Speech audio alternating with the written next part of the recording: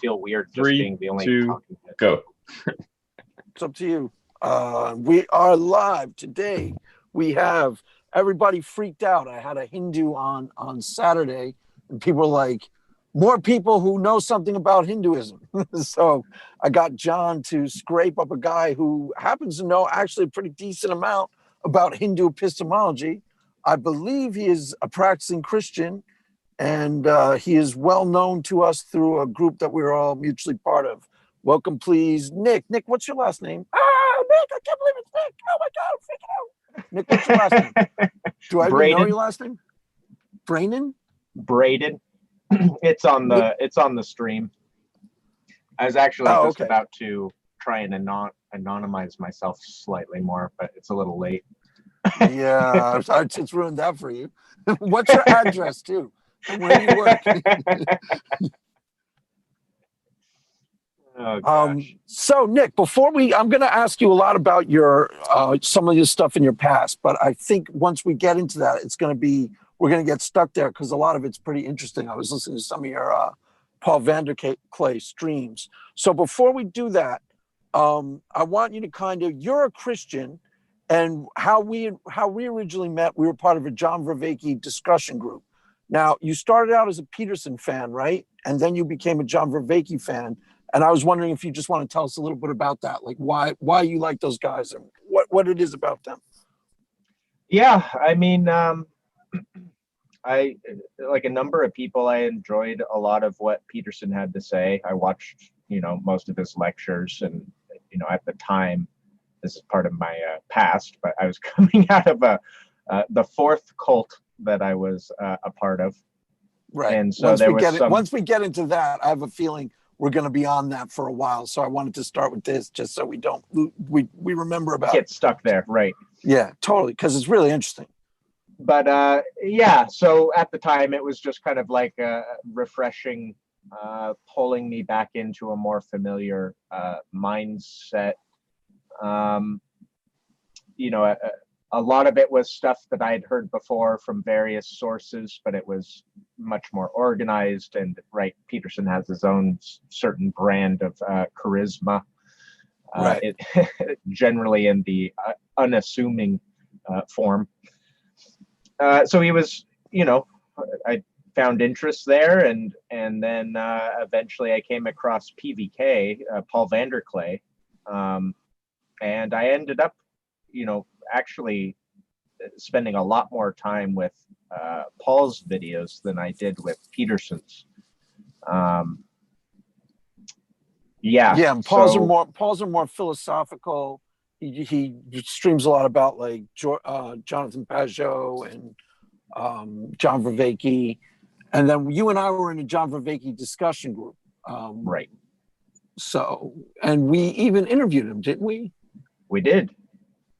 So and now are you on that? There's also a Discord. Are you on the John Vervaeke Discord with Pleasure Doubt? I am. Yes. I'm on that, but I don't really know how to use Discord yet, so I get really confused when I go on there and try to figure out what's going on. I have no idea how to use it. So you want to talk about a little bit about Vervaeke and what you found interesting about him, and how it relates to you as a Christian? Right. Probably the most use I got out of Vervaeke at the time I encountered him was kind of contextualizing a lot of things that I had encountered and was dealing with in our current times, and then seeing his ability to pull it back all the way to the ancient Greeks and create a narrative out of the entire flow of that story. I found tremendously useful, and likewise I found it useful the kind of vocabulary that he opened up for talking about these things, and much in the vein of Peterson, enabling meaningful dialogue between theists and non-theists by kind of stripping some of the religion of its religious language barrier. Totally. To more get to the meat of the issue. And then I have a lot of critiques of Vervaeke as well. As I would imagine most Christians watching him probably have a fair number of them. But and part of that also is informed by my previous time spent in the New Age, where a lot of projects very similar to Vervaeke's have been, playing themselves out over a much longer time span. I know that's a bit of a loaded word. People usually get the image of the, ridiculous kind of fluffy guru figure, but I think within that title, there's a lot of people with more legitimate projects that also. Well, there's Woo New Age. There's like Woo New Age. Sometimes they overlap. Like Deepak Chopra debatably overlaps as ridiculous Woo New Age, and then there's somewhat serious egghead New Age, like that guy who did. You probably know him, Ken Wilber, I think his name is. Ken Wilber. Ken Wilber's a good example for sure. Yeah. I didn't really explore him, but he's pretty first rate intellectually, correct? As far as my understanding is. Like as far as I understand. Right. Yeah. It's like a real philosopher, a real PhD. Right. Go ahead. And I only got kind of a passing understanding of Wilber's work, although I was, again, kind of familiar with what the project was aiming towards. From encountering it in other forms. But it seems like a lot of Wilber's ideas have filtered themselves into a lot of the New Age, whether people consciously realize it or not. I was pretty into like Alan Watts and stuff. Right. Even, Joseph Campbell and, some of those earlier figures when I was first coming out of like a teenage atheist phase. So that's the direction I entered in from. Okay, so let's go through your background. You're a Christian now. Was there a place where you became a Christian along the way, or was it gradual, or how did that happen? Because you had a teenage atheist phase, right? Yes, yeah, I could start there. I was kind of the classic, start wherever you want. Angsty teenage atheist. Thought he knew everything about the world and everything is chemicals and consciousness is an illusion. Type of deal. That fell apart when I was around 17 or 18. Started having. Were you a partier then? Were you like doing drugs and hanging out with friends? Actually, the first time I experimented with drugs was when I was 18. Interesting. And that was pot. I tried it a few times, and then a year or two later, I really went into using a lot of it. I think I did mushrooms for the first time, I think when I was 18, pretty sure. I might have been 19. Forget how it goes exactly now. I've played around with acid. Right. And perhaps interestingly, none of those were particularly enlightening experiences. They always felt to me like I didn't understand why everyone made such a big deal out of these substances. Wow. It felt far more like confusion to me than it did any type of deep, enlightening experience. Because I did also. Go ahead. I was in high school. I was actually not quite a druggie, but sort of a druggie, like a stoner. We smoked a lot of weed, and that's where I started experimenting with all that stuff. So by the time I was in college, I was already starting to grow out of it. I was starting to not enjoy weed. I kind of stopped smoking it. And then I still did like mushrooms every once in a while. Went to like dead shows. I don't even know if people know what those are these days, but I hung out with hippies. There were a bunch of hippies where I went to school because it was upstate New York, which is right near Woodstock, the actual Woodstock. So there's a whole hippie enclave up there. So part of the party circuit, there were the punks who I hung out with, or like the urban cosmopolitans, and then the deadheads, and they were always at every party, so I knew them all. So yeah, you still know what that is. Were you a deadhead at some point? Were you touring around, or you were kind of a hippie at some point, right? Or maybe even still. Yeah, I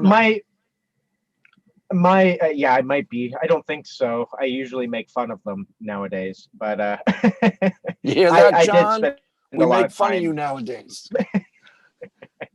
Hey, I make fun of hippies too. What are you talking about? Yeah, but we make fun of you as the hippie of our crew. You're like you're All like right, the man. druggie, like, yo, I just let man, it it's roll just off my back. yeah, see? Okay, that's a hippie response. Okay, I'm sorry. Go ahead. Go ahead, Nick. I'm talking over you. Tell us your tale. So where were you? Go ahead. You Right. atheist, angry Yeah, young my atheist. hippie. Yes. Okay. Yeah. Let's go back to that spot. It'll make more sense. Um, yeah. No, the experiences around 17 and 18 were less drug induced and more interpersonal. So, as I was dealing with my first forays into relationships and kind of this slew of emotions that had only been minorly experienced in my teenhood. Suddenly describing everything in terms of chemicals didn't seem to be cutting the situation. And neither did it give me any useful tools for navigating the situations I was finding myself in. I went on a backpacking trip through Europe, a solo backpacking trip when I was 18. And, Awesome. Where'd along you that go? trip, I started in the UK, went, north through Wales and Scotland, then went to Belgium, France, Spain, Italy, spent a good chunk of time in Greece, and then flew I did over that. to I did that Holland. when I was 20. I started out in Florence, stayed in Florence learning Italian for 5 weeks, and then that was right at the summer the Berlin Wall came down, and I went and met my dad in Prague. The year I was born. Is it? Wow, am I really that much older than you? 89, That's right? scary. Berlin Yeah, Wall came 89. down in 89. I was 20 or 21. I forget exactly which. And then I went to Berlin. We went to Berlin. We went through Eastern Europe, and we went to Berlin. He flew home. And then I went from Berlin to Geneva to Zurich down to Nice, stayed in Nice for like 10 days. And then I went to Paris, stayed there for like 2.5 weeks or so on a Euro. It was really fun. It was like easily the best summer of my life. I mean, it was killer. Yeah. Really I fun. had an amazing time. It was very much like a coming of age experience for me as well. This kind of no doubt. coming from a Especially very fostered environment to. You're 18 too, right? I was, yeah. Okay, so you travel. Yeah. Okay, go ahead. And it was on that trip that I bought a book on Buddhism, which is often the first religion atheists turn to because it's kind of religion light. It keeps a lot of the metaphysics out, gives you some practices to play around with stuff. Right. Even Sam Harris has a book where he's a Buddhist, because the Western Buddhism is kind of like meditation practices almost, without any of the cosmology. You don't need to have it. Some people have it, some people don't. Right. Well, and it's kind of ironic when you look at the source of Buddhism, because it's really heavy on the metaphysics. It references the hell realms far more than any Judeo-Christian text does, for instance. Really? Which is, it's just kind of fun. Yeah. The wow, polycanon. I didn't know that at all. I Right. always thought there was no cosmology in it. And that's part of the appeal to like Sam Harris and Robert Wright and stuff. Wow, I didn't know that. Okay. There's just no God. There's a very there's a hell. And, you get no God, but you get hell. Cosmology. That's totally sucks. Right. you don't get salvation and heaven and living forever, but you get hell if you screw it up. Well, it is pretty interesting too, because one can assume the Buddha was not one to accidentally or misuse words, given the character we're presented with. And there is the story within the Buddhist tradition of him being asked whether there's a God or not. And his response is actually not no. Instead, he responds with, "I have found no reason to believe so." Wow. Which seems so a lot more like a comment. An atheist answer. Well, yeah, go ahead. I would say it's atheist within our modern context. Well, no, see that I think that would be reading backwards into the times, right? So we're dealing with early pre-modern, even ancient worldviews here. So I don't think it was at the level that we hear that statement nowadays. The way I've gone about interpreting it is more like a comment on what it means to believe, which is to say, if the person asking him the question requires the Buddha to tell him whether there is or is not a God, then it's not going to do him any good.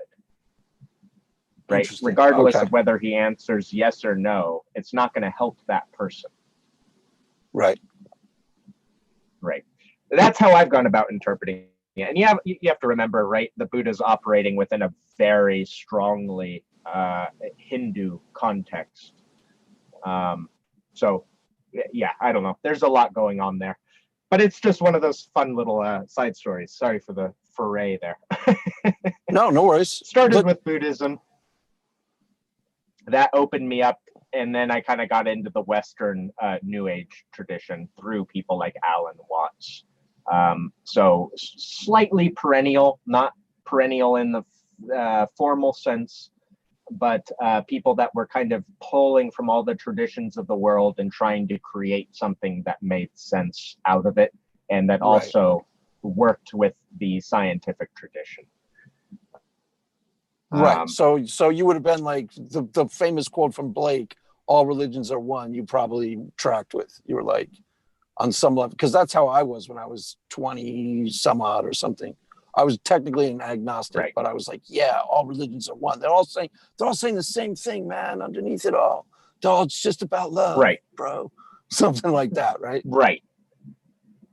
And it's vague, but you're a seeker, but it's vague. Is that right? It's vague philosophically, but I would say that my orientation was deeply towards the phenomenological. And I think that is an aspect of at least that section of the New Age that is very useful. So at some point, you were doing meditation practices and things like that?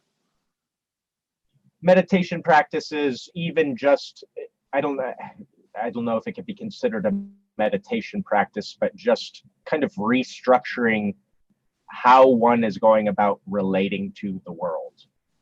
I'm not quite sure how to frame it accurately in words. It's not an Buddhist intentional influence. Practice, like I'm going to go sit down in this quiet room and sit here and stare at a candle or stare at the wall or stare at the inside of my eyelids. Instead, it was more like a dynamic, as I'm going about my day, trying to enter into a different way of relating to the situation. Yeah, no, I totally understand what you mean. It's hard to translate it because I was sort of into the New Age at some point. So I had people who would talk like that. Like, I knew this guy who was so present, in the moment. Like they're going through the normal motions of a world, but they're connecting somehow on a deeper metaphysical level with being or nowness or something like that. So I get it. I was sort of there. I wasn't really committed to it, but I totally get where you come from. So, but you're kind of okay. Go ahead. Just I guess chronologically. Oh. Okay. Yeah. So I find Buddhism. I get back from Europe. I'm playing around now quite a lot more liberally with the spiritual ideas, reading a lot of the various New Age folks. And I meet a buddy working at, the Starbucks that I worked at, and we decide we're going to go take off to Hawaii and try a different way of living. So we go through the WWOOFing program, which is Worldwide Opportunities on Organic Farms, a recruiter's ultimate resource. A cult. And this was the type of deal. Recruiters? Did you mean cult recruiters go to that and look for like people that they're going to gather into their cult? Is that what you meant? Yes. Oh, that is what I meant. Not to say that there aren't a lot of people actually organically farming and trying to teach it, but it's also a very convenient place to find people who are wandering. They know who their target audience is. People who are wandering and don't have any place to call home and are looking for something in life. They know where to go. They probably go to beaches in like Sri Lanka or something too, and like find a whole bunch of hippies and like, can I tell you about Charles Manson? Exactly. Yes. So of course, out of all the farm opportunities there, we don't pick the one where it's like hard work on a coffee farm picking berries all day. We pick the one that says meditation center and retreat. Right. So we show up, and it's a group of Hare Krishnas that actually own a very large portion of that part of the island. This was in Pune on the Big Island. So yeah, we show up. Suddenly we realize that meditation center and retreat is not in the vein of Alan Watts or something. It's in the vein of the Hare Krishnas.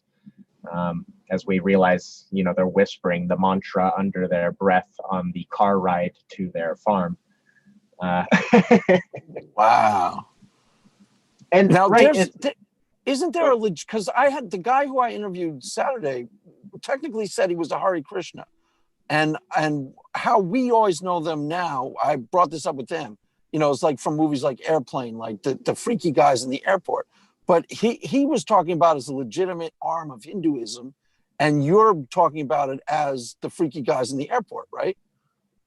Are there different? And I was just about to qualify my comment there, which is to say there's nothing fundamentally wrong with the Hare Krishna thing. Right, okay. I don't think. However, this particular group had a very strong down chain to the point that it very much resembled classical kind of cultic structures. Right. Guru up at the top teaching everybody, everyone works for free. He sits around swimming in his private pool while he's got 50 free laborers working his fields 6 days a week for 12 hours a day. Hot chicks too? Does he have the hot chicks who are like servicing him around the clock? I don't know, actually. Is he a weaker guru? He might have been. Yeah, he might have been.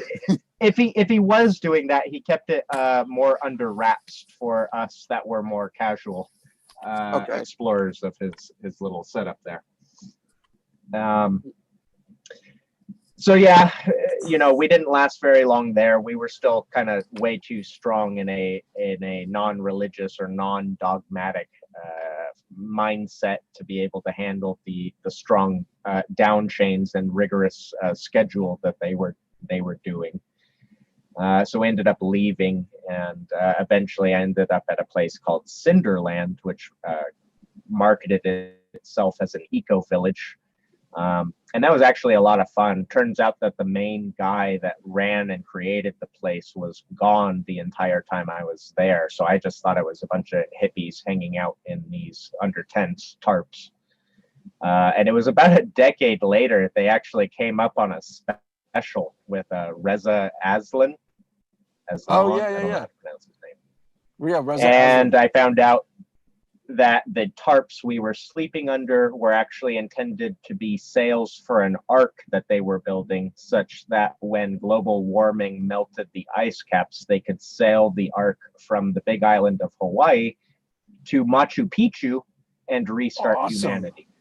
Awesome. Yeah. You were in a doomsday cult? That's pretty cool. Classic. Wow, that's pretty cool. But you didn't know it was a doomsday cult at the time, right? They weren't telling you the plan, the grand narrative. No, apparently the guy was going through a crisis of faith while we were there, and he was on the mainland just kind of partying and palling around. So while we were there, there was no ark building or talk of an ark going on, and it was just a bunch of hippies, hanging out, smoking a lot of pot and taking mushrooms and having pizza parties. Was this fun? Do you look back on it like that was kind of a good time? Like it was, because there's a part of you that's just there for the kicks, right? That you're just kind of like a young man in adventure. You're sort of seeking as the undercurrent, but you're not really committed to this. It doesn't sound like as a cult. Like it doesn't sound like you're really buying into the. You didn't think this guy had any special healing insights or anything like that. Oh God. No, I mean, again, I never met him while I was there. Right. Okay. but no, I did not buy into it at all. And yes, I do look back on it. I mean, it was chaotic. There was a lot of harsh edges to the experience that I'll skip for the sake of brevity. But it is certainly, I look back and it's like, oh wow, that really felt like an adventure. Like I was certainly having fun and felt like I was pushing the boundaries of kind of my familiarity of what life was and how you go about right, dealing with it. I met a girl there. We ended up coming back to the mainland. Moved in with my dad for about 6 months before moving into a cabin up on the Olympic Peninsula in Washington State. right. We ended up being together for a little over 2 years. She ends up becoming schizophrenic, or actually they didn't Yikes. quite know. Yeah, it was a mixture of bipolar and schizophrenia. Wow. Was there drug use involved with her? Was she like Only shrooming pot. and stuff? We Wow, did okay. some shrooms in Hawaii, but what seemed to be the catalyst, we were in a pretty bad car accident while we were up there. And that seemed to be the trigger that, enacted that whole part of her psychology. Wow. Yeah. Because I'll just tell you briefly, there was this girl, we had a house in sophomore year of college with my band. And there was one girl who I really actually liked at the time because she was this like gorgeous, at the time, she was like the coolest thing in town. She was like this kind of gorgeous urban, she was like really punk rock in New York and like really good looking. And then she started taking shrooms that summer and hanging out more with the hippies, and something just snapped. Like all of a sudden she started getting weird and like stopped showering and started going to like all these hippie parties, drinking like round the clocks almost. Like she'd wake up from parties that we'd have and start drinking the beers. I'm still friends with her now. I mean, I love the girl now, but something happened. She just sort of, and never really fully recovered. Like she changed, and it was mushroom related for sure, or at least I think that's how I see it. But anyways, go ahead. It is interesting just to comment on that. Again, I never had those experiences from mushrooms, but it is kind of a meme at this point. The person takes either a large dose of mushrooms or acid or DMT, and then all of a sudden they're like filthy. They can't keep up the normal routines of life. Their room becomes messy. They stop showering. Totally. And I call this the downside of oneness, right? If everything's one, then there's no reason for me to put up any kind of boundaries or barriers or or get a job or join society or take showers. Or, something definitely. And there was always like, even with hippies, I know now, like friends of mine who are still never really pulled out, there's right down the road. I live out next to Surfrider Beach. So right down the road, you have people living in, VW bands who stay there. That's their place. It's a hippie. Malibu has a lot of beach bum hippie hangout people. And there's some that are borderline homeless and borderline psychotic, and some that are relatively normal and stable, but even in that community now, you see they're marginalized. They're close to the edge, let's say. Right. So she was one of them. It sounds like you were kind of one of them too. I was almost there myself, so there's no shame. Yes. Although I've always kind of, I started with a lot of mental rigor early in my life, and I never really let go of it. I moved much more into exploring areas I perceived myself to be very atrophied in, dealing with the emotional and the intuitive and the spiritual, all those mushy words. Right. But I always had this kind of background of like a very strong sense-making filter running. Right. Well, I noticed that when...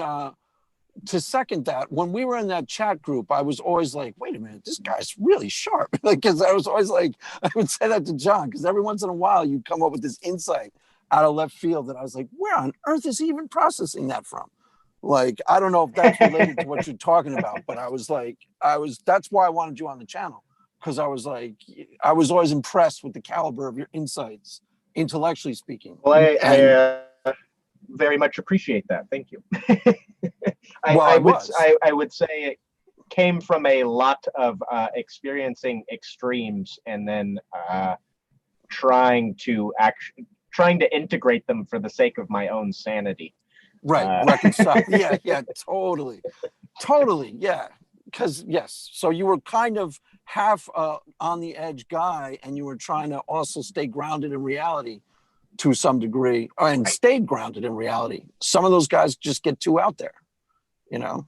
Right. I've had friends who Right. that happened to. They just one too many, one drug too many, one I don't even know, and the transformation is a little bit frightening. You see a different person all of a Yep. sudden. So Yep. okay, so keep going. Absolutely. I'm cutting off you. I've had those moments. Oh yeah, I'm Right. sure. So Everybody who's done drugs to a certain degree has those moments of non-lucidity where someone's like, dude, you sound really scary. You need to go get help or something. You know. Right. Yeah, so that lasted 2 years. It ended quite viciously with, she thought she had a demon living on her neck. Eventually, the voices in her head turned against me. She left our mutual living situation and moved into a house in the same town I was in. Wow. And then she degraded quite rapidly. It ended with her trying to kill herself by jumping in front of cars because she thought she was the Antichrist. Wow. Yeah. And then her family came and she got, quite intensive therapies and she seems to be doing well in her life now, quite a long time later. But, wow. Yeah. So that was definitely kind of a that had a very heavy effect on my perception of myself and what exactly I was playing with by playing with all these ideas and extended states of consciousness. And I went through a pretty strong depressive period for a good at least a year after that. Let's see. Oh, and then that's when I got diabetes. So it was actually right as I was kind of coming out of the depression and had picked up rock climbing and had made a group of friends and was getting active again and reintegrated. Excuse me. I got type 1 diabetes. Wow. Which is where your body attacks the cells that produce insulin, so you produce none of your own insulin. Went through that whole thing, got on insulin after a 5-day stay in the hospital, and then ended up moving to where I'm at now here in Santa Cruz, California. Oh, wow. Ended up starting... ironically, around that time, I finally got the settlement money from the car accident I was in, which was not a lot, but it was something. It was about $3,500, and I used that money to start up a wood shop. And I got into making longbows and trying to pursue that whole realm of crafting. I ended up getting a job with a company that made wooden jewelry here in town. They're a very successful wooden jewelry company. They run in the festival circuits. So I was still kind of, back in the new age again, working for this company. Granted, I was on the crafting end of things as opposed to, we had another team that would go around and spend half the year going to every festival they could and selling the pendants that we made. And I worked for them for about 2.5 years. It ended when I finally went to one of the festivals to help them sell. And I realized this kind of mythology I built up around what was going on in the new age and with this company was absolute and utter bullshit. Really? And yeah, it was a real worldview breaker, that experience, which is weird too, because I really had a lot of fun doing it. It wasn't like there was parts of it that were bad, but overall it was really fun to go and do this whole thing. And yet it just totally, to use a Peterson term, I very much entered into a state of burning off the dead wood. And for those that have gone through dead wood burning periods, you burn quite hot, especially when you have a lot of wood to shed. And I entered into, go ahead. I was just going to try to clarify so I understand it. So you went to this, was it kind of like a party type thing? It was like a 3-day, like selling arts and crafts, but it was like a Burning Man type festival almost, or something like that. Yeah, and you, the one I went to. And you had some sort of revelation, like you were having a good time on the surface, but underneath it, you were kind of like, something's really wrong here, and I'm done with this. Is that kind of what happened? That was exactly the case. Yes. Okay. That is exactly. Because I had one of those experiences at a Dead show when I was on mushrooms. I was technically having a good time, but I actually started wandering around going, wow, this is just not it. This is just not for me. I can't buy this whole hog because there's something really scary and depressing about all this. And, I had that same type of anti-revelation. Like, this is not a good way. That's what it sounds like, right? Yes. That's what happened? That is exactly what happened. Yep. Cool. And okay. Interestingly, seemingly that triggered quite a radical change in my perception. I went through a borderline manic phase. I described this in one of my interviews with Paul, but the sensation was that I could finally see very clearly, right? It felt like I could see into the subconscious of the people around me. It felt like I could see what the society, even at the level of like walking around a city, what the buildings were communicating, right? What the city planning was saying. Right. Like all of this, I had this huge influx of information that I did not know how to deal with. And it's kind of ironic because in many ways, this, while I was in that new age phase, was what I had always hoped for, right? This ability to see through everything, right? Finally reaching the top of the tower where, there's clarity, except that the clarity was hellish as opposed to liberating. Right. Yeah.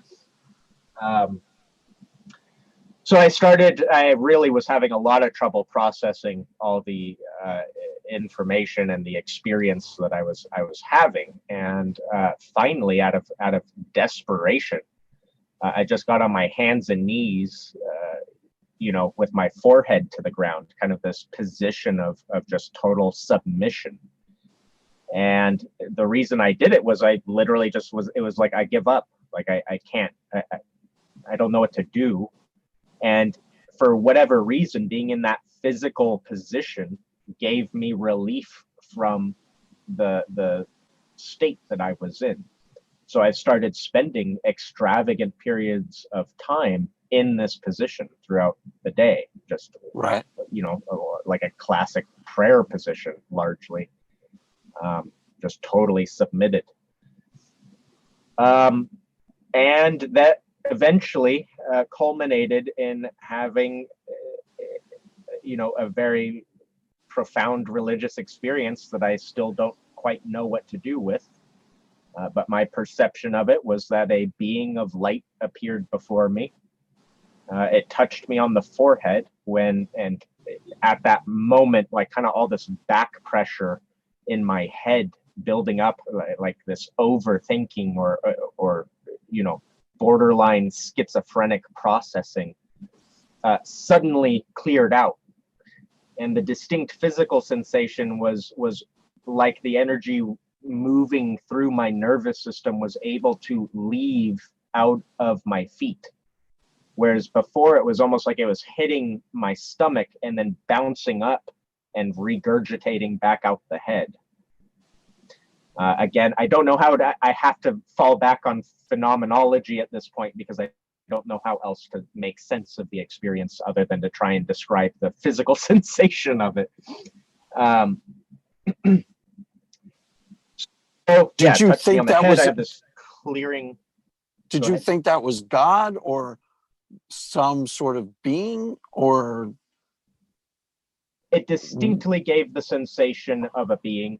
If I would, I would later come to understand it as being some sort of an angelic presence.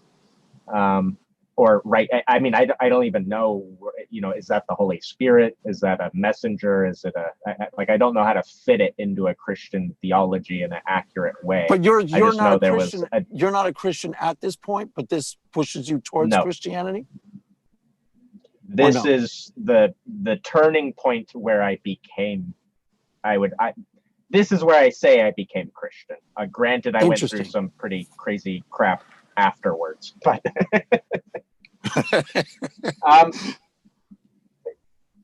so yeah, got this clearing out. I very much interpret like all of a sudden. So I had this like almost like emotional purge. Suddenly, all this information coming in through my head didn't feel hellish. It didn't bother me anymore. It just kind of flew through me. Right. And my diabetes went away, which is the weirdest part of this whole story. For real, diabetes like went away. You were no longer diabetic. I was for a period of time. So the way that it happened was I kept taking my insulin like normal after this experience. And right, again, type 1 diabetics, we don't produce any insulin. And what I noticed was that I kept having blood sugar drops no matter how much food I ate. So what happened is I just kept scaling back my insulin, my long-acting insulin, and I kept having blood sugar drops until I just stopped taking it. Wow. And I'm still measuring my blood sugar through this period. It's right in the range it should be. My fasting was like in the 80s, and then when I'd eat, it'd spike up to like the 130s, 140s. This is probably overly specific information, but it was within normal it's ranges. Meaningless to me. I'll take your word for it. Oh, Yeah. 130s. Oh, that's cool. With me, it's always usually. Well, for a reference point, when I went to the hospital for it, when it became obvious something was wrong, they measured my blood sugar in the 700s. Oh, wow. So seven times as much as it should have been. Wow. So yeah, a drastic difference in that regard. And what I noticed in this is I could kind of stay with the experience for probably about a week, maybe two, where my blood sugar was consistent where it should be, and I was able to kind of meaningfully and quickly process my life events as I was experiencing them. And then it started going a little funky, and the way I describe it is it felt like it started catching on things, right? It wasn't flowing smoothly anymore. The glow in my face was starting to fade, to use a slightly biblical reference there. Not slightly, right? One of the ideas around Moses, why he veiled his face. Right, because they couldn't look at the glory because it was shining so bright. They had to look down. That's actually one of my favorite passages. Okay, so go ahead. There's the counter argument that part of the reason he was veiling his face, particularly at the end after the wandering, was because the glow had actually disappeared. And so he was hiding the fact that there was no longer a glow. He doesn't have the you juice get two anymore. counter interpretations around that idea. Yeah. But anyways, my blood sugar started going unstable again, not 100%, and so I was kind of using my blood sugar almost as like a training mechanism. So if I could feel myself, moving physically into this realm, it meant that I was not dealing with something properly, emotionally or psychically. And that kind of, I trailed this on for about a month. maybe a month and a half, until finally it just collapsed entirely. And, I still remember the day where I decided to take the insulin again, just because my sugars were so unstable, Right. 2 months or so, 2.5 months after stopping them, and just, weeping like, oh, I failed, right? Like I was given some great gift and I could not live up to it. So yeah, at that point, I had partially quit and partially lost my job. It was kind of a self-destructive maneuver where I tried to take over the company. You can't fire me, I quit. Is that one of those type of things? It was You're almost fired. the opposite. So yeah, it's kind of a funny story. I tried to take over the company. Oh, that's cool. Because That's what John tries to do all the time. I was at the point where it was like, I'm either going to make this situation 100% work for me, or I'm entirely willing to let it go. So it was like a Hail Mary throw, right? Knowing that it was almost certainly going to end in my termination. What was so weird was that they didn't just fire me right off the bat. Like they entertained it for a while, which I found really bizarre. And I almost got the sense like they were waiting to see if I would stabilize and if I could actually stay in this kind of new state that I found myself in. But yeah, that didn't work. And then it collapsed and they're like, you should probably get the hell out of here. And that's when I encountered Cult 4. That was the first cult that I had I skipped Cult 3, but that's okay. Yeah, it's easy to skip. That was the first one that I had joined intentionally. It branded itself literally as a cult, so there was no I thought I was joining some religious movement, and it turned out to be a cult. It called itself one right from the get-go. Wow. And I think a lot of this was me.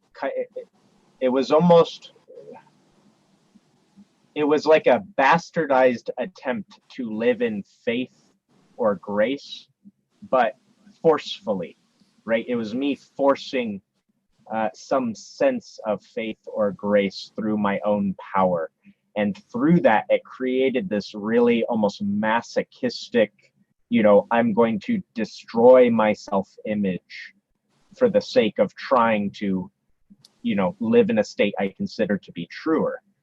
And that, I think, was consonant with my experience of feeling like I had failed to live up to this experience that I perceived as God wanting me to live within. So, right, I viewed my weakness there as my unwillingness to let go of kind of my ego and my self-construct, kind of putting up these defenses against this state of being kind of in discovery unto myself as the thing God created. It's a scary place to live in faith. And so, right. Finding myself incapable, I went, okay, well, if I just destroy the thing piece by piece that I view as the barrier, then maybe I can get back there. And that's not how it works, as far as I can tell. Right. And so I was in that cult, I think, a total of about a year, maybe a little longer.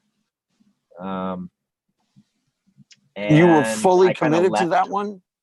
You were kind of. So I was definitely I was doing the thing. However, right. There was always this deep ambiguity over whether I was there to try and destroy the cult or to support it. And they invited that type of energy into their system, right? So it was more than welcome for you to just argue as much as you wanted with the cult leader. It wasn't at the type of cult where you have to agree with everything. It was invited to be dissonant. So it was a weak ass. And cult. Right, it was almost a cult where we debate with the cult leader. What kind of cult is that? I'd be like, silence. Yes. Go get but my the food, area that the maggots. debates, yeah, well, it got there eventually, but and the area that the debates happened was very peculiar because it wasn't intellectual at all. It was Right. extremely emotional and almost like battling intuitive perceptions and your ability to control the narrative over what the conversation was representing. So it was almost like meta layers of battling, as opposed to like intellectual or, you know, making good arguments. That was not part of it. Matter of fact, making a good argument was usually a sign of your weakness rather than your strength. Let me ask you a weird question. This was a cult based on just this one guru type figure guy, and he was trying to dominate? Do you think it's possible that people? Do you think it's possible that people who have these, like, not necessarily successful is probably the wrong word, but a successful cult like a Charles Manson cult, where he's got a Manson family and they're all like slaves to his will? Do you think that maybe that a cult leader who's got some grounding in normalcy can't fully go through with it, and that's why you guys were able to debate him? In other words, like the cult, probably the key to being a cult leader is planting emotional fear inside of everybody and manipulating them really, really deeply. And maybe this guy or these two people weren't fully capable of, you know, working that out like a Manson. Like they weren't successful because they were somewhat normal. Is that possible or no? I've never been in a cult, so I have no idea. Just thinking. It's hard to say because there's certainly there was a deeply felt perception that something about at least the main guy, but arguably both of it was him and his girlfriend / wife, informal wife. There was something about them that was extraordinarily steady, right? Intimidatingly so, such that when you encountered them, there was, at least for those of us that kind of bought the thing, there was a deep felt perception that this is something novel. Like, this is not how a normal human behaves. And the distinct sensation if I were to characterize it, is I would say that most people you encounter have a really strong sensation of being internally dissonant, right? They're cognitively dissonant, their emotions are at war with each other.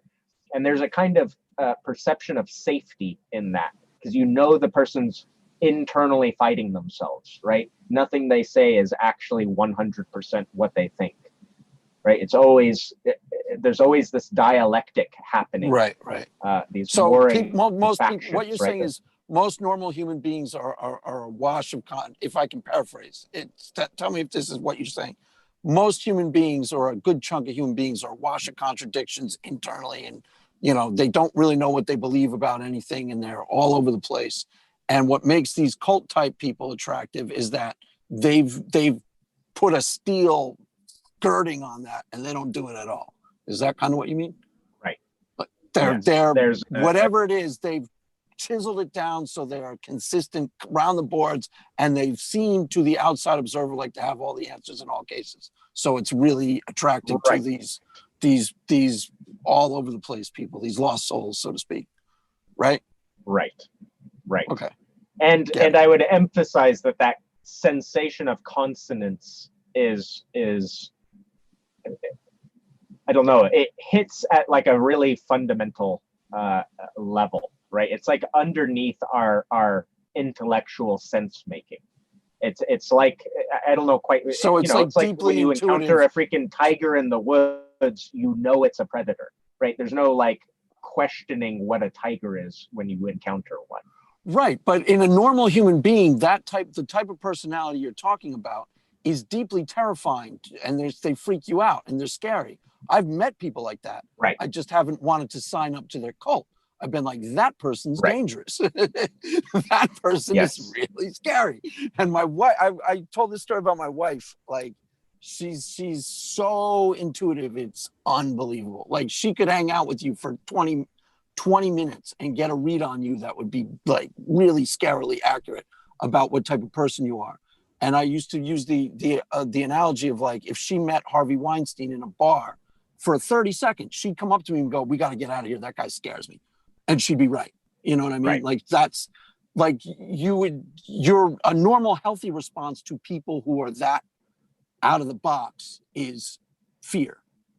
A damaged person response is, "I want some of that power," or "Take me." Right? That's how the cult works, correct? Well, and I think part of it too for me at that point, because I would have responded negatively as you're describing, but I had just come out of experiencing a state of consonance and was looking to re-enter that state of consonance. So finding it somewhere, it was like, okay, well, I have something to learn here, whether it's that the whole thing is bullshit or they've actually figured out something that I need to learn. There was always ambiguity about that, but I felt like the obvious choice was I need to go investigate. Right. Well, you're looking for something that they have. That's what underneath it all. You thought, I got to figure out what this deal is. Like the healthy dynamic is somebody like Paul Vanderklay, who Paul Vanderklay has a strength, but he's actually the reason why he can gather all these people and have conversations with them is that he's actually the opposite of that type of personality. He's being somewhat Christ-like and compassionate and, ministering to people. So they respond in a way that's healthy and will ultimately help the person. And you were kind of responding. Go ahead. I'm sorry. Go ahead. I would say, I mean, it's not as if these people did not administer to people either. They were very compassionate and kind. It was just, they had the full spectrum on display. So, they had no problem telling you you're full of shit. They had no problem telling you, literally a second later, like, oh, that was a good response. Like, okay, you're back in it. They could turn on a dime. And it's interesting you use Christ as an example, because I would say that the entirely rational and normal reaction to a figure like Christ would be one of terror. Right. And you see that in the Bible with people like, is this the Son of God or is this Satan embodied as a human being? They get freaked out. Right. And people can't tell. Well, the vulnerable, but the interesting thing about Jesus is that the vulnerable hurting people can tell. They know he's on their side and they know he's compassionate and loving. It's the powerful who can't tell because he is a threat to them. Legitimately. Right. He came to put them, to destroy them, so to speak. Metaphorically speaking. But yeah, I totally agree with you. Right. But then you're back in the position of like, if only the broken can see the wholeness of the other, then it throws out your normal range of judgment for perceiving a situation. Right. And I would say it is likely exactly the sense of consonance that was likely radiating off of Christ that damaged people found so alluring and powerful people found so terrifying. Right. So yeah, my point here is just like you kind of end up in these weird situations where once you kind of enter into a thing like that, it's your normal tools for guarding yourself and perceiving the nature of a situation get very much weakened. Right, you're using a different set of tools to try and navigate, and generally those tools are not well practiced ones like the others are. They're dull and not well used. However, I had so much experience with cults and their failures before that I did retain a strong perception of what could go wrong and what it looks like when it does. And when it started veering too far down that path, I left, whereas the other people I was in there with did not. And it did indeed go into a hellish realm. With them, did something happen with that cult? I mean, it was nothing distinctly overt. It was just like, it was a clear, okay, it's totally off the path now. And, the abuses started stacking up and, all these unhealthy dynamics and, suddenly the dissonance or dissidence within the group was no longer allowed, and right, it started doing all the normal culty things Cult and the things, right. desperate attempt to sustain itself, right? Wow, interesting. And I saw the telltale signs. I backed out. Granted, it was still very difficult because you don't know, or I didn't know at that point because it hadn't become yet obvious how far off the path it was going. But the other but people you sensed something was wrong, and you Yeah. sensed I have to get out of here because this is getting bad, unhealthy. This isn't good for me, so I got to go. And you had you still had the internal strength to walk away, because a lot of people are fight that they're too damaged. There's the voice of the healthy person inside of you that says, I got to get out of this unhealthy relationship, and then there's the other part of you that for whatever reason is strong enough to keep you in it, even though part of you knows it's destructive. Yeah. So take us to church. Yep. Did you get to church at this point? No. So, well, kind of. So upon leaving, that's where, and I was in some bizarre way considering myself a Christian through that whole experience. Really? I was using Christian symbolism and all of that to understand and interpret my experience.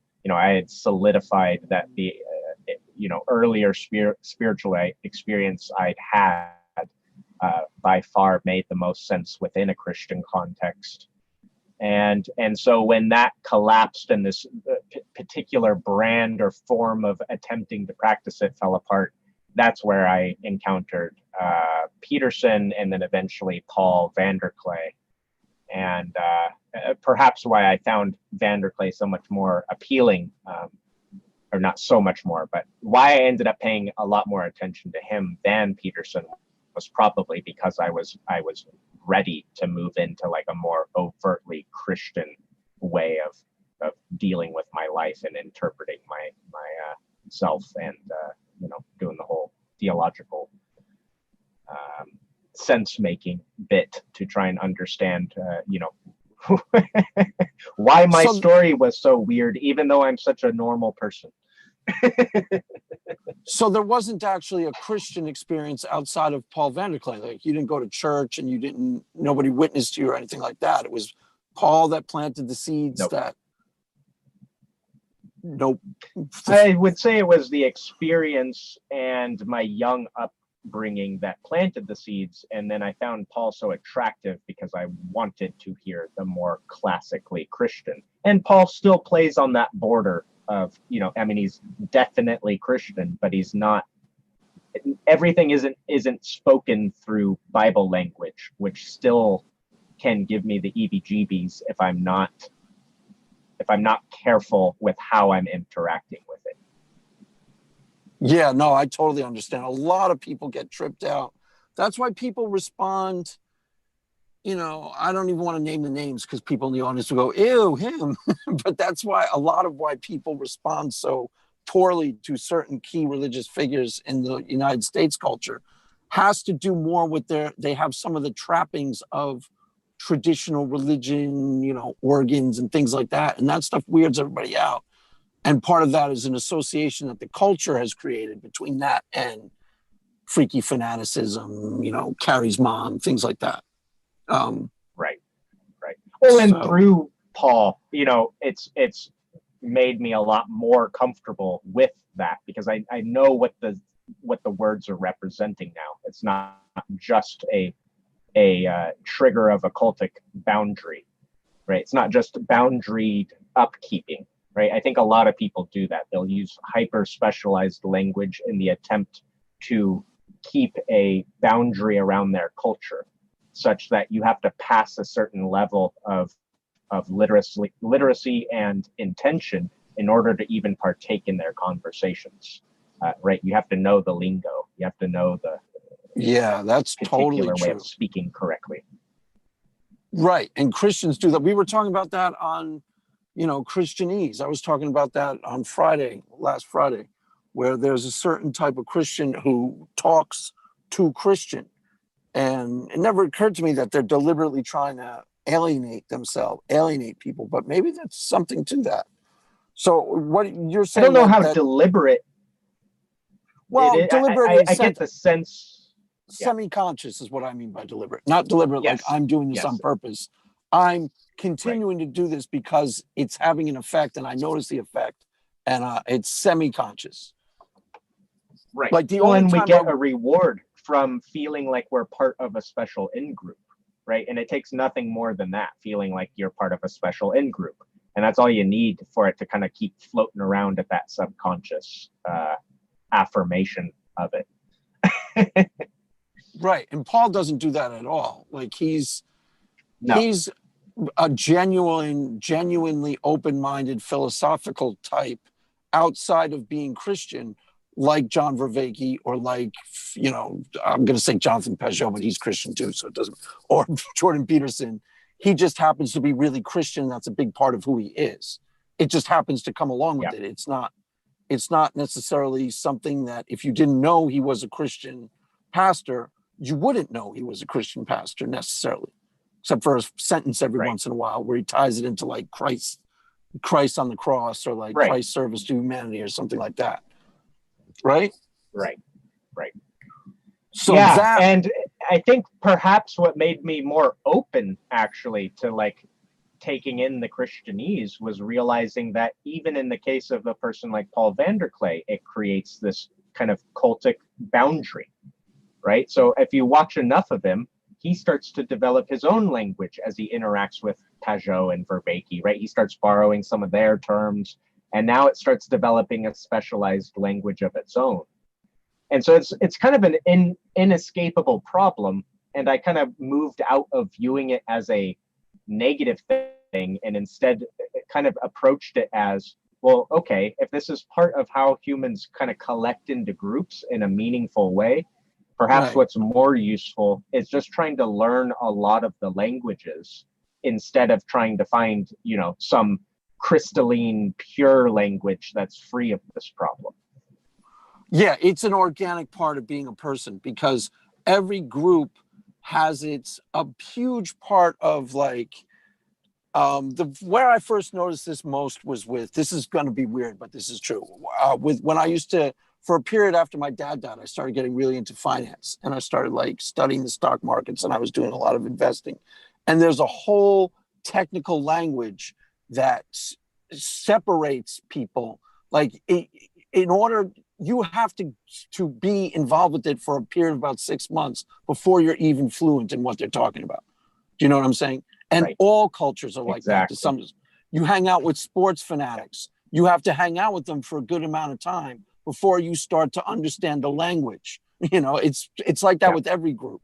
And like people who are good at navigating groups like that, which I used to pride myself on, pick up the language really quickly. It's the language. You can denigrate yourself. You can mark yourself as an insider without being one by dropping a few key terms strategically. You do it unconsciously, but it's something you could do. And then they're like, oh, he's one of us, just because you happen to mention a couple of names that you heard them all saying was the one that they all think is the coolest thing in town. So you say, you kind of unconsciously adopt it and they don't know that you're just sort of playing along with them. You know what I'm saying? Exactly. Yeah. So, that was, I think, part of, it's part of the reason it also that I found a figure like Vervaeke so useful, even though I disagree with a lot of what he has to say. That's what parts do you disagree with? There's also a lot of stuff that's great value there. Well, it would take a while. The simplest possible, because a lot of people don't know who Vervaeke is who are listening. So simple as possible. I think. Go ahead. If I were to try and condense it, and I see this in two main areas, but in his response to what is a good critique, or I consider a good critique of classical theism, his answer is non-theism, I think is the wrong way to approach the problem that he's trying to solve. And I don't think it's actually useful, and I don't think it's able to sustain itself in any meaningful way. And I likewise see that problem repeated in his treatment of narrative, right? He gives this extraordinarily limited idea of what narrative is, critiques it, and then says we need to move into a post-narrative or meta-narrative, or not meta-narrative, you know, non-narrative state. And that to me is just, it almost reads as reactive as opposed to creative.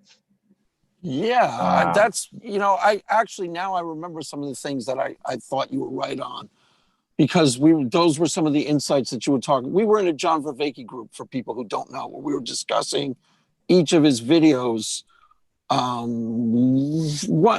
about an hour or two a week, right? That's what the Vervaeke group was. Yeah. And we would go, he would post a video, and his videos are pretty in-depth. Like, he knows his stuff for sure, way more than I do. And then we discuss his videos for about an hour or two. And one of the critiques, I think you were onto something, not exactly sure what, is he thinks that religion is over because, and he also is an atheist. And well, a non-theist, he describes himself as, and he means something distinct with it, which is, right, he even drags in Tillich and calls Tillich a non-theist, because Tillich is searching after the God beyond the God of theism. And what I find so frustrating about that is that the God beyond the God of theism is always been the God that theism is talking about, right? Right. It's always, I mean, it's literally one of the 10 commandments. You know, do not make an idol unto God. Right. It's so and that's not to say that people have not turned God into an idol, and that there is a real problem with that within religious systems, and that it doesn't have historical precedent. I think he's right on in all of that, but I don't think that the answer to that is calling it non-theism. I remember why I thought you were right on, because what you were perceiving, it's subtle in him, but there still is a reaction against fundamentalism that's guiding too much of his insights into religion. That's what at least I think you said, and I thought that was perceptive, even if it wasn't necessarily right, that part of what he's doing, a huge chunk of what atheists are about, is reaction against fundamentalist Christians.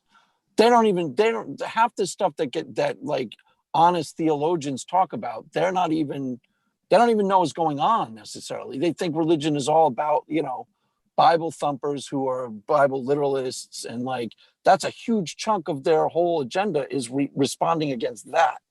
And that's a little bit of his agenda. Not a lot, but it's there. Is that kind of what you meant? Yes. And it's interesting for me because I often wholeheartely agree with his critique and just really disagree with how he goes about trying to solve the problem, which is, recently, so he's been getting kind of hammered on the narrative point. I don't know if you watched him, Vanderklay and Peugeot talk.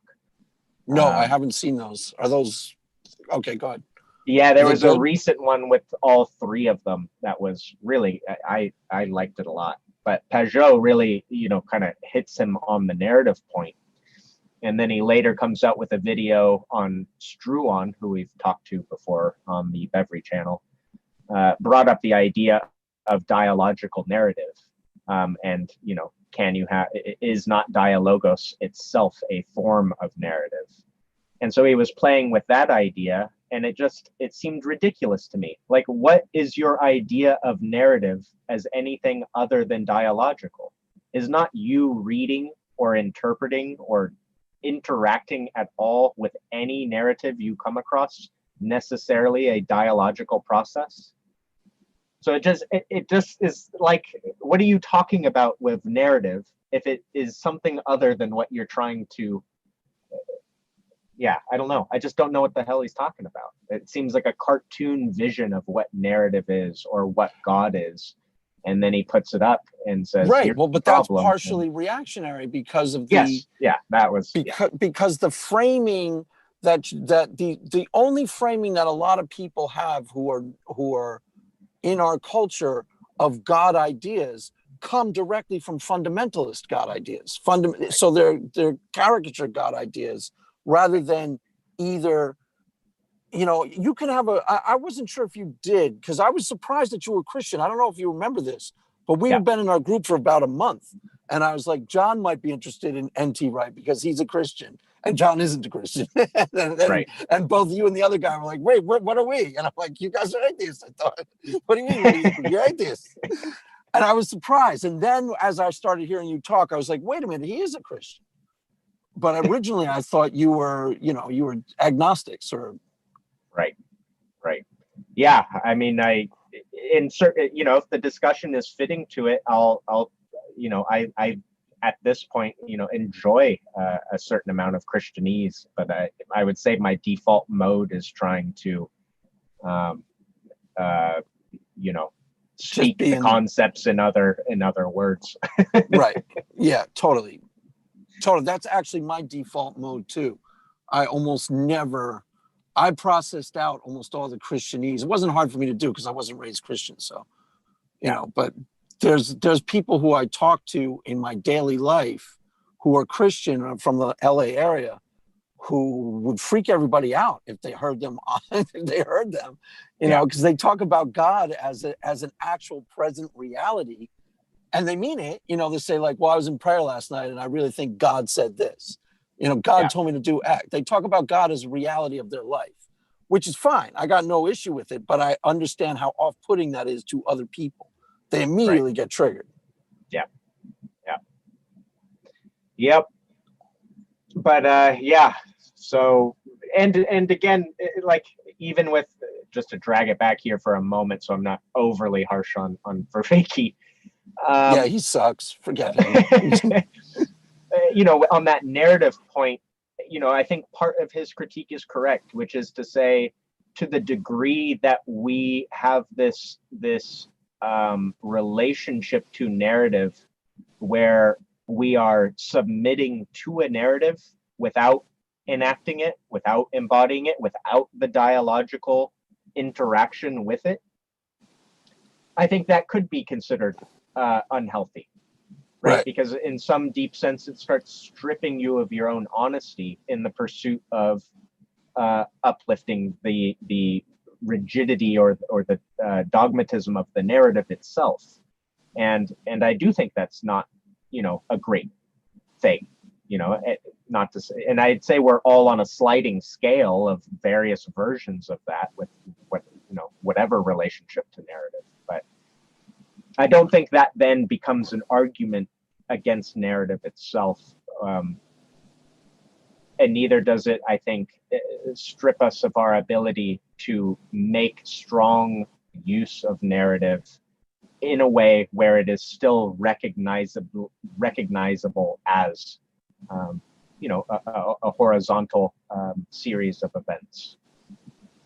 Right? One way I've described it is, you know, the whole point of narrative is to communicate a vertical dimension that our words are incapable of communicating.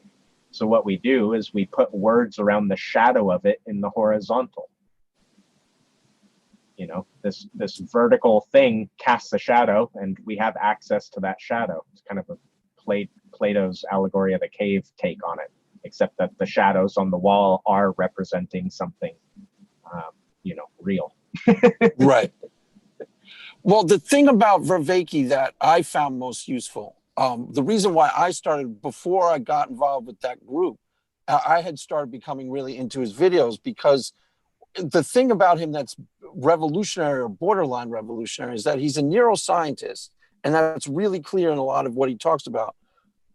So there's that underpinning to a lot of what he does, but then he is also trying to find a path of radical empiricism for religious experiences, wherein you can ground them in facts, the things that atheists are always talking about: evidence-based conclusions, empirical analysis, science-based.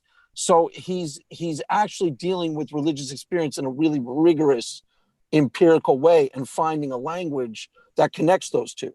Is that right? Do you think that's true, what I just said? I think that's a totally fair description of his project. I think it's a very valuable project for people to be trying to do. obviously I sat there and listened to his whole 50 lecture series, whereas, Right. And then we I'm talk not going to about listen to Sam Harris for 50 hours of lectures. and then talk about him on a Saturday, when you could be out, I don't know, watching Netflix. Right. So we also talked about, like, fairly comfortably. It wasn't like it was a chore to watch one of his lectures and then hang out with four of you and talk about his lecture for an hour and a half, 2 hours. It wasn't like I was like, I loved it. Yeah. Yeah, Great. no. So, but that says a lot about the richness of what he was putting forth. Oh, Because absolutely. it's really first rate. Like,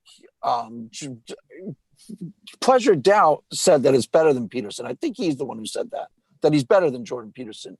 It's the same territory of like trying to match the sociological, the empirical, sciences with what's usually considered the wooey, airy-fairy. Those guys are all about feelings and emotions, and right. And that's why I was drawn to it, because he actually does it successfully. I mean, he's definitely a neuroscientist, no joke about that, and it's definitely empirical observation when he starts talking about wisdom practices and things like that. There's no joke. There's no woo in it at all. It's not Deepak Chopra.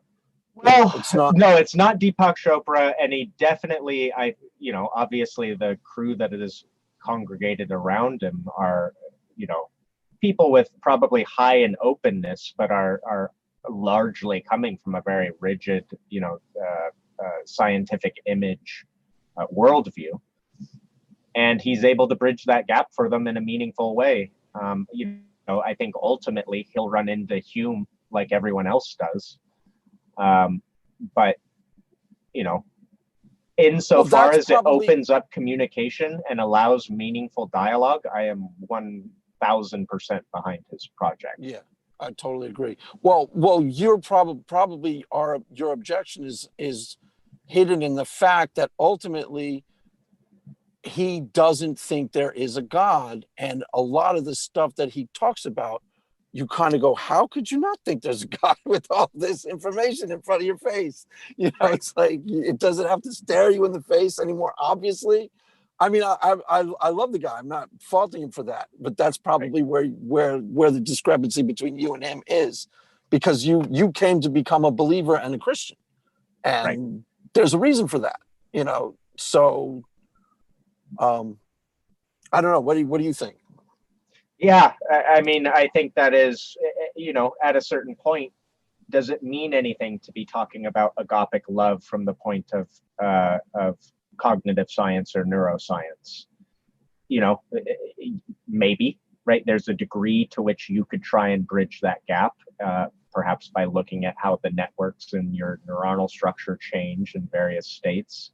But you ultimately are you're gonna bump up against Hume. And I would or say Jesus. You're going to bump up his Hume on the one side, or Jesus on the other on side. the other. Right. Right. Exactly. The radical skepticist or the living God. You're going to bump up against one or the other. Right. Have you read? Oh, go ahead. Oh, go ahead. No, I was going to ask you if you read William James. No, I have not. No. Okay. Unfortunately. And it's kind of funny, right? I use a lot of pragmatism, but I'm not well acquainted with the sources of it. Well, he was trying to do that project before Vervaeke, like 100 years ago, with what he called radical empiricism. And it was trying to find it's almost exactly what John Vervaeke is doing, trying to, for things that are classically considered soft, like psychology, intuitions, emotions, spiritual experiences, trying to find a way of empirically verifying these experiences, not just viewing them as like, subjective, but like drilling. That's why in my videos, I always say science is on my side, because if science is studying the phenomena of religion dispassionately, which it should be, and it will be if it's legitimate science, it's ultimately going to come up to conclusions that John Vervaeke finds that I think favor my arguments. Right. And you probably think favor Did my I get arguments. James wrong? I remembered him as one of the fathers of pragmatism. Am I thinking of somebody else? He's he's very complicated. William James is the father of pragmatism, but he also had Varieties of Religious Experiences, his big, huge book on. Yes. And he's really influential on people like Joseph Campbell, Jordan Peterson, probably John Vervaeke. He's big in this area, this sort of nebulous area in between science and religion. Right. Because that's kind of what I see this as, the sort of new frontier of trying to empirically verify the claims of religious people. Right? Right. Is that right. And to some degree, it's almost like, I would say the two kind of language sets I borrow from the most are kind of a pragmatists and then a phenomenologists.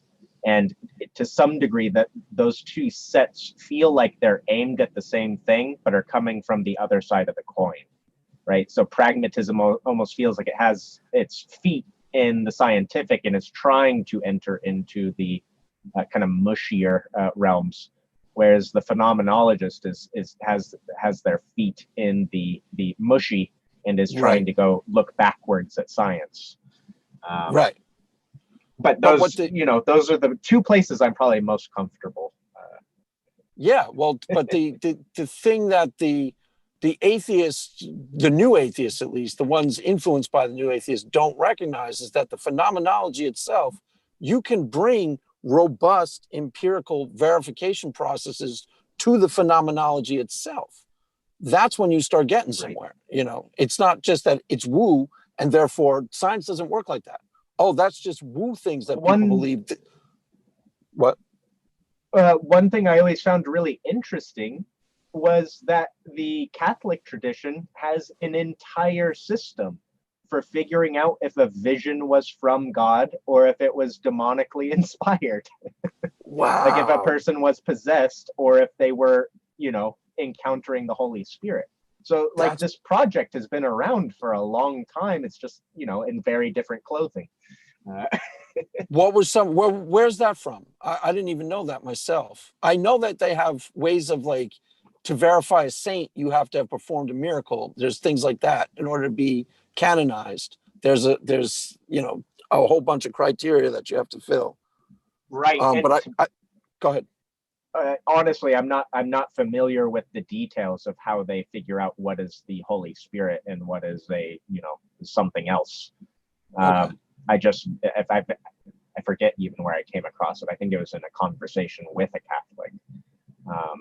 But apparently they have a full thing and have for a long time for trying to navigate those realms of experience in a way that was consonant with the religion to keep from just having anyone claim, it's the Holy Spirit and the Holy Spirit is commanding me to, go murder 50 people or whatever. Right. Totally. Yeah, that's really interesting. So you're not a Catholic though. What do you consider yourself, and do you go to church? I do not go to church. That's probably the last area where my heebie-jeebies have held out, and I think part of it also is coming out of so many of these cultic experiences. Right. Right.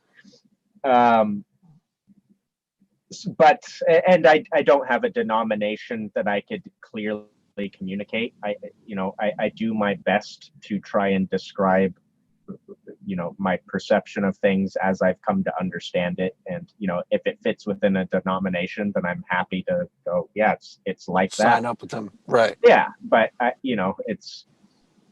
don't view, I have a lot of trouble viewing that. See, and this is tricky. This is where I get a little sideways with some of Vanderklay and some of Peterson, in that on one hand, I can see the extreme value of participating in a community like that and how it helps frame your world. On the other, I can see how it would. I'm almost afraid of coming to believe in an idol of God and letting that idol replace my curiosity after God.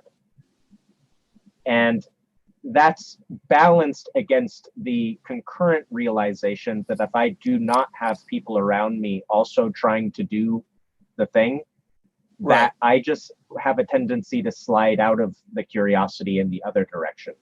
right? Almost a dispersal of energy, or, you know. So I'm trying to balance those two things, and I don't quite know how to do it. Well, you can join my church if you want. The only criteria is you need to tithe, and John can collect your tithes every Sunday. That's really the only. That's the winning combo right there. Yeah, you know, you can believe whatever sort of woo artistry, sort of airy fairy type of Christianity you want. You just got to send your money to John. He'll collect the money, and we'll be good to go. I don't know how good's your guys' music. It sucks now, but I don't know. There's a couple people I know who play some. Darth, if you're listening, I think Darth plays some music. Don't you play music? Are you good? I'm not sure if he's good. He's not very good. I don't know. Maybe he's great. It's terrible now, but it will be good at some point. So right. you want to think about joining us at least. We're better than a cult, right? Now, should I take questions? Yeah. What time is it? What time? How long have we been doing this? We've been an hour and a half. All right, so I will start taking. So we'll go about how much more time you want to go? Like 20 more minutes or so? Totally up to you. Okay, cool. Yeah, I start wearing off after about 2 hours. So yeah, I get at some point I get fuzzy in the head. Just start saying stupid stuff. Yeah. Now, John, do we have questions? We missed Hinduism, but oh wait, no, I was going to ask you because you struck me as very knowledgeable about Hinduism when we were in those Vervaeke conversations. Is that an illusion, or do you know? You know more. It was more Buddhism, though, wasn't it? No, he knew a lot about the Vedic practices and he knew about there's an epistemology that's unique to Hinduism. That's a whole school unto itself that I think he knew about. Maybe not. I don't know. Did you know, Nick? Do you know about Hinduism? I'm not sure about. Yes, I do. So during my long stint in the more rigorous parts of the New Age, I acquainted myself quite heavily with a lot of the major traditions of the world. And Hinduism in particular was what really allowed me to engage the symbolic kind of sense-making apparatus. And then I applied a lot of what I learned in how to deal with symbols and how to interpret stories and narrative backwards to my kind of home base of Christianity once that hit. So I know a decent amount. You know, I'm not a scholar by any stretch of the imagination, and Hinduism is an enormous religion. But I have a pretty solid idea of the foundations. Did you read Hindu texts? Were you studying any of did you read the Bhagavad Gita or anything like that? Yep, I've read the Bhagavad Gita. I've read various parts of the Mahabharata, which the Bhagavad Gita is part of. Right. And then the Rig Veda is the other one that I spent a good amount of time with. And that's a way, way older text than the Mahabharata is. Right. With Hinduism in general, we're talking the oldest religion in the world and possibly the most complex, right? I mean, yeah, I would say so, yeah. The Bhagavad Gita is a tiny fraction of the literature of the holy text, right? There's the whole Upanishads. It's insanely tiny. There is so much freaking, I mean, just the volume of information within that tradition is mind-boggling. And it's scarily like how a Bible would be like what, 1/15 of the holy text of the Hindus, or 1/20th maybe, just in terms of volume. Like a Bible is what? Probably somewhere around there. I don't know what the actual. It's much less than what they have. I mean, they approached spirituality as a science for thousands of years. Right. That's the interesting part.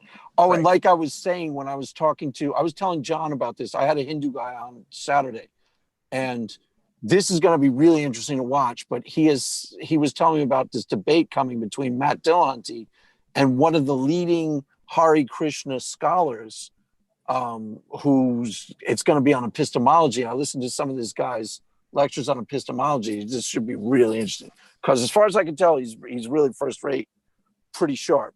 Matt Interesting. Dillahunty. I'll keep my eye out for that one. That sounds very interesting.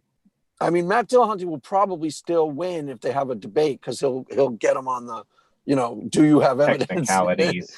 Do you have evidence? And the guy will not have sufficient evidence to warrant justification for Matt Dillahunty. So he'll probably still win, but it could be really interesting because this could be the only time he could be equally matched in terms of this type of discussion. This seems like a higher level person than your typical YouTube debater. Yeah. It's not a Deepak Chopra versus Dillahunty. No, it seems like this guy's really first rate. I don't know. I listened to 2 of his lectures, but I was impressed. Awesome. So we'll see. I'll keep an eye out for that. Yeah. Do we have questions, Johnny?